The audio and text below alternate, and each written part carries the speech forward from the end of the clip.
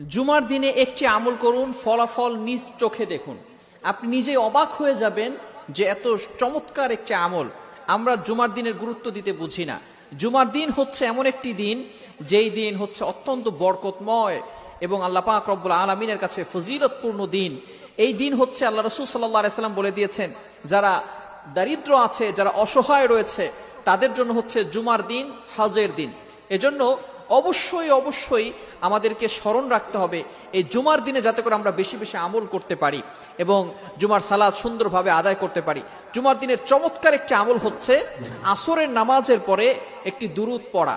এই দুরূদটা যদি কেউ পড়ে তাহলে আল্লাহ পাক রব্বুল আলামিন ওই ব্যক্তির ৮০ বছরের গুনাহ মাফ করে দিবে। বলেন সুবহানাল্লাহ।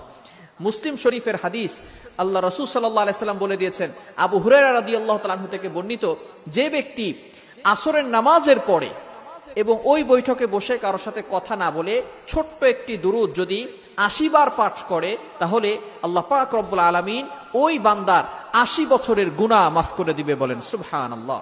গুফির লাহু মা তাকদ্দামা মিন যামবি ওয়াল previous sins will be forgive. Allah পাক রব্বুল আলামিন কেমন যেন তার পিছনে সকল গুনাহই মাফ করে দিবেন। দেখুন আমাদের বয়স কতই বা হয়েছে।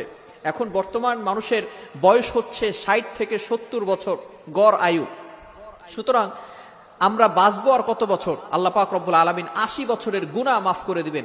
অর্থাৎ তার যদি গুনাহ না থাকে আল্লাহ পাক রব্বুল আলামিন তার মর্যাদা আরো হাই করে দিবেন, আরো হাই লেভেলের উপরে আল্লাহ পাক রব্বুল আলামিন তার মর্যাদাকে নিয়ে যাবেন। এজন্য আমরা অবভিয়াসলি জুমার দিনে এই আমলটা করার চেষ্টা করব। সেটা হচ্ছে আল্লাহুম্মা সাল্লি আলা মুহাম্মাদিন নাবিয়্যিল উম্মিয়্যি ওয়া আলা আলিহি ওয়া সাল্লিম তাসলিমা। আল্লাহুম্মা সাল্লি আলা মুহাম্মাদিন নাবিয়্যিল উম্মিয়্যি ওয়া আলা আলিহি ওয়া সাল্লিম তাসলিমা। এই ছোট্ট দুরূদ যদি কোনো ব্যক্তি আসরের নামাজের পরে ৮০ বার পাঠ করে তাহলে আল্লাহ পাক রব্বুল আলামিন ওই বান্দার ৮০ বছরের গুনাহ মাফ করে দিবে।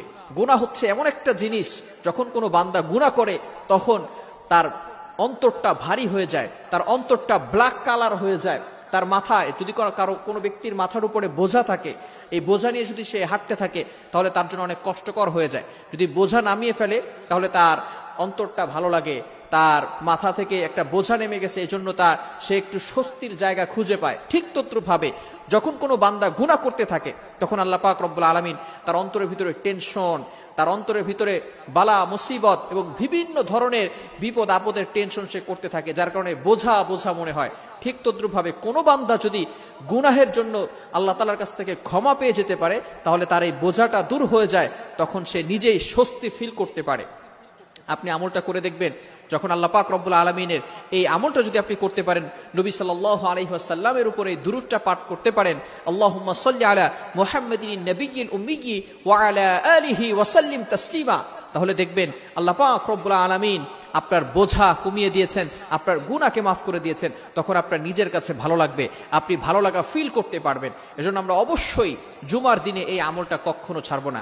বেশি বেশি করে নবীর উপরে দুরূদ পড়ার চেষ্টা করব, কেননা আল্লাহ পাক রব্বুল আলামিন নিজে নবীর উপরে দুরূদ পাঠ করেন। আল্লাহ পাক রব্বুল আলামিন ২২ নম্বর পারার ৫ নম্বর পৃষ্ঠার ৪-৫ নম্বর লাইনে নিজেই বলে দিয়েছেন, ইন্নাল্লাহা ওয়া মালাইকাতাহু ইউসাল্লুনা আলান নবী ইয়া আইয়ুহাল্লাযীনা আমানু সাল্লু আলাইহি ওয়া সাল্লিমু তাসলিমা।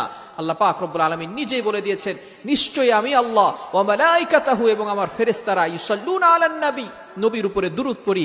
ইয়া আইয়ুহাল্লাযীনা আমানু ওয়া ইউ হ্যাভ বিলিভার্স, হে ঈমানদারগণ, সাল্লু আলাইহি ওয়া সাল্লিমু তাসলিমা, তোমরাও নবীর উপরে দুরূদ পাঠ করো।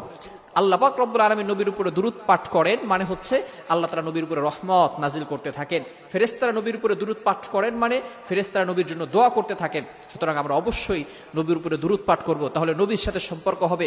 আর যারা নবীর সাথে সম্পর্ক করতে পারবে তাদের জন্য আল্লাহ পাক রব্বুল আলামিন কিয়ামতের ময়দানে ওই নবী আল্লাহ পাক রব্বুল আলামিন তাদের জন্য সুপারিশ করে তাদেরকে জান্নাত পর্যন্ত পৌঁছে দিবেন।